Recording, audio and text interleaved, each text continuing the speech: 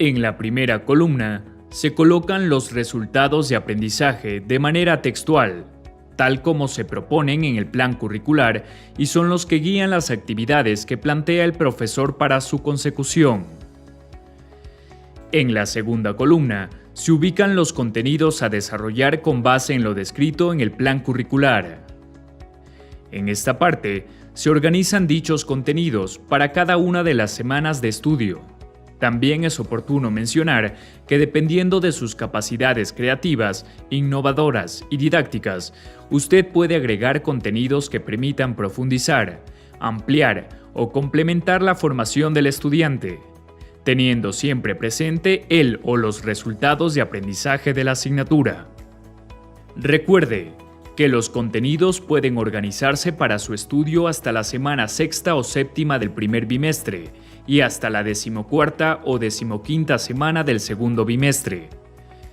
La tercera columna corresponde a los componentes de aprendizaje, en la que se deberán identificarse las actividades por el componente al que pertenecen. Estos son: aprendizaje en contacto con el docente, ACD, aprendizaje práctico experimental, APE, y aprendizaje autónomo, AA.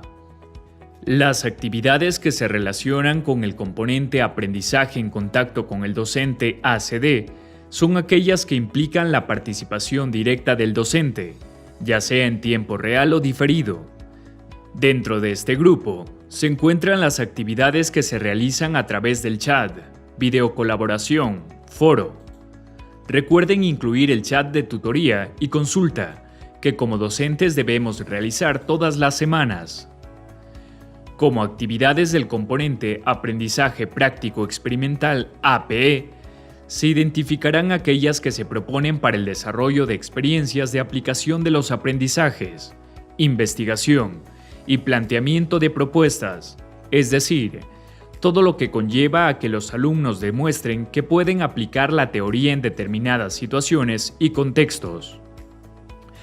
Finalmente, como actividades del componente aprendizaje autónomo AA, se identifican aquellas que deben ser cumplidas por el estudiante de manera independiente y autónoma. Dentro de este componente se encuentran las relacionadas con la lectura y revisión de documentos, videos, audios, entre otros, así como desarrollo de actividades recomendadas, autoevaluaciones, evaluaciones parciales y evaluación bimestral. En la cuarta columna se describen las actividades de aprendizaje planificadas para promover en el estudiante el desarrollo de los resultados propuestos en la asignatura. Se sugiere que las actividades se organicen secuencialmente conforme el alumno las deba realizar. Es necesario recordar que las actividades suplementarias no se incluyen en este apartado. En la quinta columna se hará constar todos los recursos de aprendizaje, incluidos los recursos educativos abiertos, REA, que ha elaborado o seleccionado para asegurar el aprendizaje de las unidades de estudio y el desarrollo de las actividades. En la sexta columna, denominada Instrumentos de Evaluación, se mencionan los instrumentos u otros recursos que aplicará para verificar el logro de los resultados de aprendizaje. Esta información se hará constar solo para las actividades evaluadas.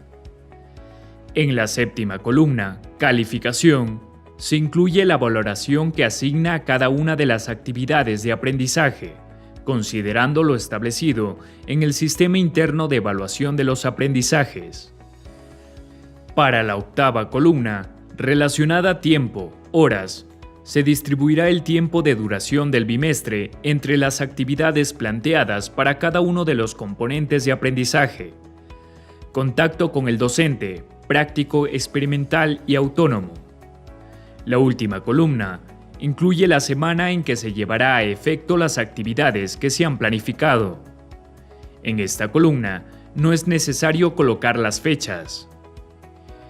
Hasta aquí hemos completado la primera parte de la programación del proceso de aprendizaje de la asignatura. Continuemos con la selección relacionada al resumen de las horas de trabajo de la asignatura por componente de aprendizaje. La misma que involucra los siguientes elementos: Conforme se visualice en el ejemplo, hay que colocar el número de horas destinado para el desarrollo de actividades por cada uno de los componentes de aprendizaje. La suma total debe ser igual al número de horas que correspondan a la asignatura según el número de créditos asignados en la malla curricular.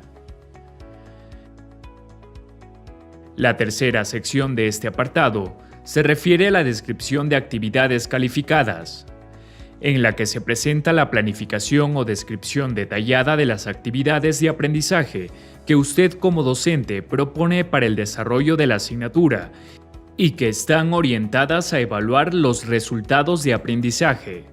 Para planificar las actividades se ha definido un esquema de 7 elementos, tal como se muestra en el siguiente ejemplo. Los apartados se complementan con los siguientes criterios. 1. Componentes de aprendizaje. Se indicará a qué componente corresponde la actividad marcando con una X. 2. Actividad de aprendizaje. Se coloca la actividad de aprendizaje a desarrollar por parte del alumno. 3. Tipo de recurso. Indicar qué tipo de recurso se utilizará para el desarrollo de la actividad. 4. Tema de la unidad. Se coloca el nombre de la unidad de estudio sobre la que se abordará la actividad. 5. Resultados de aprendizaje, al que contribuye la actividad de aprendizaje propuesta. Estos 5 primeros elementos deben estar acorde con lo que se ha formulado horizontalmente en la secuencia didáctica.